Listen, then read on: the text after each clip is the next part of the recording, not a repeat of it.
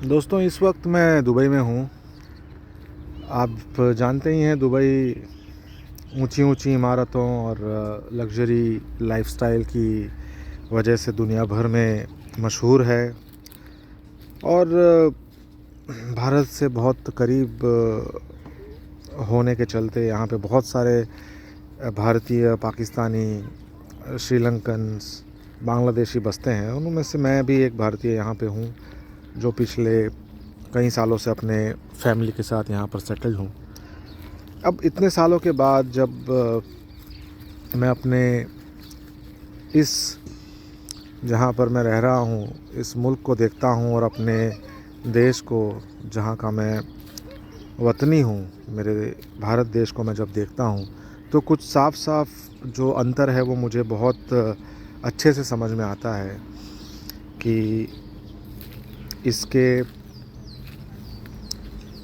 एक अगर हम एनालिसिस करें कि क्या डिफरेंस है दोनों देशों में, उसमें से एक डिफरेंस मैं जहाँ पे अब खड़ा हूँ, ये मेरे घर के नीचे का एक जगह है, खुली सी जगह जहाँ बच्चे खेलते हैं और जो मेरी उम्र के लोग हैं वो वॉक करते हैं और अपना समय यहाँ पे व्यतीत कर सकते हैं। तो ये एक काइंड ऑफ पार्क है जहाँ पर मैं अभी खड़ा हूँ। इस पार्क के आसपास आपको बहुत ज़्यादा हरियाली नज़र आ रही है और ये हरियाली यूँ तो बहुत सादा सी और बहुत ही कॉमन सी चीज़ है हम हिंदुस्तानियों के लिए, लेकिन यहाँ पर ये क्योंकि पूरी तरह से रेगिस्तान के बीच में बसा हुआ शहर है, यहाँ पे कोई उपजाऊ मिट्टी है नहीं। तो ऐसी जगह पर जब इतने सारे नीम के पेड़ और बाकी दूसरे सारे पेड़ यहाँ पे जब इतनी अच्छी तरह से उगाए गए हैं, तो उसके पीछे की वजह इतनी आसान तो हो नहीं सकती इसको मेंटेन करना इतनी कड़ी धूप में, जिसको मुमकिन बनाने के लिए इन्होंने, आप देख सकते हैं यहाँ पर हर एक पेड़ को उन्होंने पानी की इस तरह होसेस और पाइप से लैस कर दिया है ताकि एक एक पेड़ मैं आपको दिखाऊं यहाँ पर। और ये जो पानी की पाइप्स है वो यहाँ का जो म्यूनिसिपल कॉरपोरेशन है वो इसको मैनेज करता है और वो इंश्योर करता है कि दिन में कम से कम 2 बार इसको पानी मिले। और ये पूरा ऑटोमेटेड सिस्टम है, यहाँ पर कोई इंसान आके खुद से टोंटी लगा के खड़ा नहीं रहता। यहाँ पर ये जैसे ही अपना टाइम इसका जो डिसाइड होता है, उसी टाइम पर ये पानी छिड़कना शुरू कर देते हैं और करीब 5 से 10 मिनट, 15 मिनट, जो भी उसका टाइमिंग सेट किया हुआ है उसके हिसाब से आप देख सकते हैं यहाँ पर एक एक पेड़ को इन्होंने। और ये एक एरिया या फिर एक पर्टिकुलर जोन की बात नहीं है, ये पूरे दुबई में, शायद पूरे दुबई में आप समझ के चलिए कि ऐसे 10 लाख पेड़ हैं, तो 10 लाख पेड़ को उन्होंने, ना सिर्फ पेड़, इवन पौधों को आप देख सकते हैं यहाँ पे छोटे छोटे पौधे हैं, इनको भी इन्होंने सेम नेटवर्क से कनेक्ट किया हुआ है।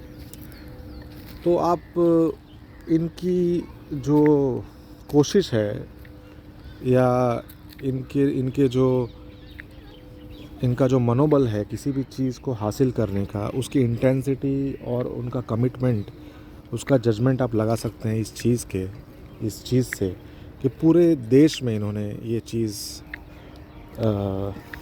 को इम्प्लीमेंट किया है, जो कि कोई आसान चीज़ नहीं है दोस्तों। अभी ये देखिए यहाँ पर तो ऑलरेडी ये थोड़ा सा आपको गीला सा फील हो रहा है।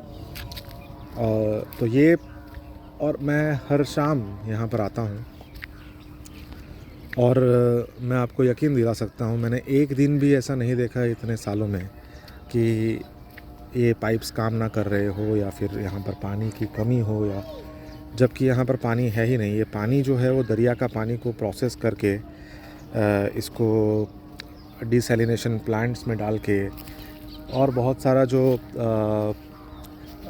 वेस्ट वाटर है उसको ट्रीट करके ये सारा कुछ अचीव करते हैं लोग। आप देखिए जो मैंने पेड़ बताया था उसी के कॉन्सेप्ट में इन्होंने ये सारे जो है वो पौधों को भी पानी दिया हुआ है। कुछ फैमिलीज़ यहाँ पर इंडियन फैमिलीज़ और भी है जो अपने बच्चों को क्रिकेट सिखा रही है। तो दोस्तों हमें क्रिकेट में तो हमने बहुत कुछ हासिल कर लिया है, बट मुझे लगता है कि बाकी शोबों में भी बाकी जो पहलू है समाज के और देश निर्माण के, उसमें अभी बहुत सारा काम करना बाकी है। आप देख सकते हैं ये कोई आसान काम नहीं है। ये hundreds of kilometres of pipes यहाँ पर बिछाई हुई है। और ये जो ग्रीनरी है यहाँ पे आप जो देख रहे हैं, अभी हालांकि अब तो ये काफ़ी अच्छा मौसम है नवंबर दिसंबर का, जिसमें जो टेम्परेचर्स है वो काफ़ी कम होते हैं और इतना मुश्किल नहीं है इनको मेंटेन करना। बट जब ये हॉट समर का जो टाइम होता है, जो हार्श एनवायरनमेंट, जबकि यहाँ का जो तापमान है वो 55 डिग्रीज़ के करीब चले जाता है और बेशुमार धूल मिट्टी और बवंडर सा माहौल होता है, उस पूरे 3 से 4 महीने का जो मौसम है वो उसको पार करके भी ये इलाका जो है वो इस तरह से हरियाली से लैस है। इतने सारे पक्षी, इतनी सारी हरियाली, इन सबको में अब देखिए एक जगह भी ऐसी नहीं मिलेगी आपको जहाँ पर कि ये देखिए आप कितना फैला हुआ, कितना बड़ा। और यहाँ पीपल का भी पेड़ है जहाँ पर लोग पूजा करते हैं, हमारे लोग आके त्योहारों में। तो ये चीज़ें अगर आप इसका बारीकी से अध्ययन करें, इसका निरीक्षण करें, आपको एक बहुत ही सिंपल सी चीज़ समझ में आएगी कि ये सिर्फ़ और सिर्फ मेहनत, कड़ी मेहनत और ऑनेस्टी और अपने लक्ष्य तक पहुंचने की जो धगस है, जो ज़िद है, उसका ये परिणाम है। और हम बहुत कुछ सीख सकते हैं दोस्तों। अभी देखिए आप, ये कुछ कूड़ा पड़ा है यहाँ पे, बर्गर किंग का एक पैकेट है, यहाँ पर एक शायद कोई ड्रिंक का टिन पड़ा हुआ है। ये सारी चीज़ें आपको शायद ही ये बंदा जो आप देख रहे हो ये साइकिल लेके, ये ऑलरेडी कम्युनिटी मैनेजमेंट का बंदा है, अभी अपना काम शुरू करेगा और कुछ ही मिनटों में या घंटों में ये सारी छोटी छोटी चीज़ें भी यहाँ से हटा दी जाएगी। तो दोस्तों ये आप सारी चीज़ें हैं जो हम मिस करते हैं जब हम हमारे मुल्क में जाते हैं, हमारे देशों में जाते हैं। तो हमें ये सब डिफरेंस जो है वो बहुत आँखों पे आके चिपकता है। अब देखिए गाड़ियाँ यहाँ पे पार्क की है, आप देख सकते हैं कि पार्किंग की जो लाइंस है, सारी गाड़ियाँ एकदम सही से उसको यहाँ पे पार्क की गई हैं। एक भी गाड़ी आपको इन 2 लाइंस के बाहर नहीं मिलेगी। और ये जो रूल है यहाँ का, इसमें यह है कि अगर आपने ये पार्किंग गलत की है, अगर आपने ठीक से 2 लाइंस के बीच में गाड़ी पार्क नहीं की है, तो आपको यहाँ पर पुलिस के द्वारा फ़ाइन भरना पड़ सकता है। और इसके लिए इन्होंने बहुत सारी टेक्नोलॉजी यहाँ पे लगा रखी है और उस टेक्नोलॉजी का बहुत ही ऑनेस्टी से लोग उसका पालन करते हैं। इसमें यहाँ पर करप्शन के जो स्कोप है बहुत कम हो गए हैं अभी। तो ये सारी चीज़ों को हम जब देखते हैं तो अच्छा तो लगता है क्योंकि हम यहाँ पे रह रहे हैं, लेकिन फिर थोड़ा सा दुख होता है कि ये जब सब कुछ यहाँ पे हो सकता है, जिसको मेंटेन करने वाले जो है वो ज़्यादातर हमारे ही लोग हैं। क्योंकि मैनेजमेंट शायद हो सकता है कि फंडिंग लोकल हो, लेकिन उसमें काम करने वाले अधिकारी से लेके वर्कर्स तक ज़्यादातर साउथ इंडियंस और साउथ एशियंस बहुत ज़्यादा लोग हैं यहाँ पे।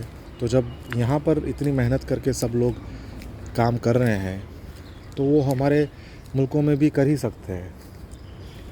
मुझे यकीन है वो कर सकते हैं, पर उनको वो मौका नहीं मिलता, उनको वो सहूलियत नहीं मिलती, उनको वो रोज़गार नहीं मिलता, वहाँ पर उनको वो अपॉर्चुनिटीज़ नहीं मिलती काम करने की कि वो ये सारी चीज़ें कर पाए।